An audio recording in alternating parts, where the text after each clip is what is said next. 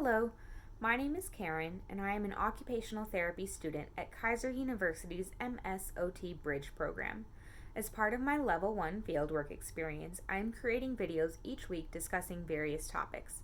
This week's topic is ecological models and how they can be used when running a virtual therapy group, specifically one for stress and anxiety management. Ecological models provide occupational therapy practitioners with a greater understanding and appreciation that the role the environment plays in a person's occupational performance. These models were founded during the civil rights movement when it was discovered that the greatest barrier to occupational performance or successful participation in activities was actually barriers in place in the environment and a lack of accessibility.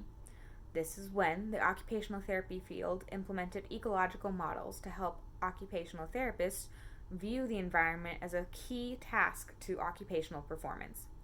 An example of an ecological model is the Person Environment Occupation Performance Model, or the PEOP. This views the function or occupational performance as a combination of interaction between the person, the environment, and the occupation or task. So PEO combine to affect the last P, which is performance. The environment where occupational performance takes place consists of three different aspects. The physical environment, which is buildings, homes, whether the task is happening inside versus outside. Also the cultural environment, such as values, beliefs, and customs. And the social environment, which looks at interpersonal relationships, whether they be social relationships, familial, or work relationships. The environment can either create barriers or enhance a person's performance and activities. This is why it is so crucial for an occupational therapy practitioner to understand what the client's environment is when they're participating in a task. For example, let's look at grooming. If our client is in a wheelchair, are they able to participate in grooming? Even if they might be able to complete the task once the supplies are handed to them, does their environment facilitate performance, or is it actually a barrier? If our client is in a wheelchair, can they pull directly up to the sink when brushing their teeth? Do their legs fit under the counter? Are they able to reach all the supplies in their environment, either on the counter or in a drawer? Or are some supplies stored high up in the medicine cabinet or way in the back of a cupboard?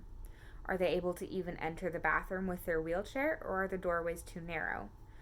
All of these are aspects dealing with the environment that need to be considered in order to determine if the client can successfully participate in an activity such as grooming. If the answer was no to some of those questions, the occupational therapy practitioner needs to determine what modifications can be made to the environment in order to facilitate occupational performance.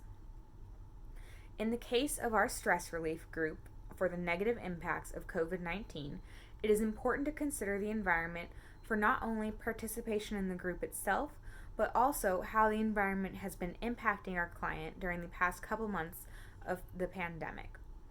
For group participation, the environment the client will need is access to a laptop or phone, as well as to the internet. Additionally, they'll need a space to sit comfortably so that they can participate in the breathing activities and other stress-related activities, and the environment they are in should be quiet, as this is conducive to being able to relax during the stress management group. Additionally, we need to look at how the environment has been impacting their performance these past couple months. How has it been impacting their stress level? Have they been quarantined to their house? In which case, is their house conducive to being relaxed, or are there some barriers in place in their home that have been really leading to stress? Have they been able to work from home? Do they have a space outside where they've been able to go to kind of just recharge and take a break? All of these factors are part of the environment that could actually be causing the stress that we are trying to manage in this group. This is why all these factors need to be considered, even though this virtual group isn't happening per se in a clinic or a physical environment we might normally be considering. And this is why it is very important that even though our group is virtual, we need to be using ecological models such as the PEOP model to understand specifically how the environment is playing a role in our clients' occupational performance. Thank you so much for joining me this week as we discussed what ecological models are and how they can be used when running a virtual group.